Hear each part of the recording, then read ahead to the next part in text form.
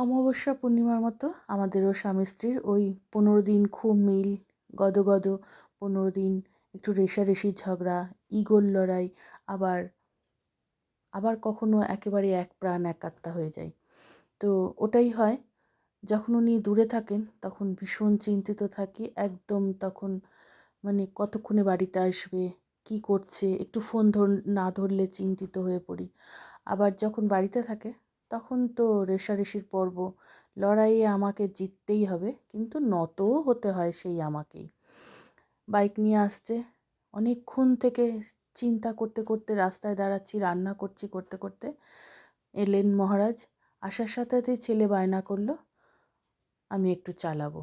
তোর পাপা bag tag রেখে সাথে সাথে ছেলের কথায়, প্রত্যেক কথায় সম্মতি জানান। ছোটোর থেকে একদম ছেলে যা বলবে উনি না করেন না। আমি প্রতিবাদ করি, আমি বারণ করি, আমি শাসন করি, উনি করেন না। তো যাই হোক, বাড়ির সামনে পাকা রাস্তাটা একটু চালালো, চালিয়ে বলল চলো পাপা একটু ঘুরিয়ে নিয়ে আসি। তো গাড়িটা নিয়ে বেরোচ্ছে, আমার তো ভীষণ ভয় লাগে, কারণ ছেলে ট্রেনিং নিয়ে শিখেছে যদিও হাত পাকা হয়নি। খালি বলবে আমার থেকে ছোট বাচ্চারা চালাতে জানে, আর তোমরা খালি ভয় পাও, আমাকে ছাড়ো না।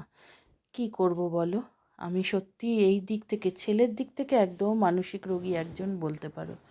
একটু ছেলে চোখের আড়াল হলেই আমার টেনশন শুরু হয়, কান দিয়ে মানে ধোঁয়া বেরোতে থাকে, এতটাই টেনশন করতে থাকি। আসলে অনেক বছর পর কনসিভ করেছি, তো একটা ভয় তো ভীতি তো রয়েছেই।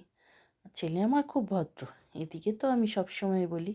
তো বাবাকে নিয়ে বেরোলো, রান্নাবান্না কমপ্লিট করে দাঁড়িয়ে আছি বাবার জন্য। এবার ছেলে বেরোলো, সেই চিন্তা। এটাই আমাদের নেচার।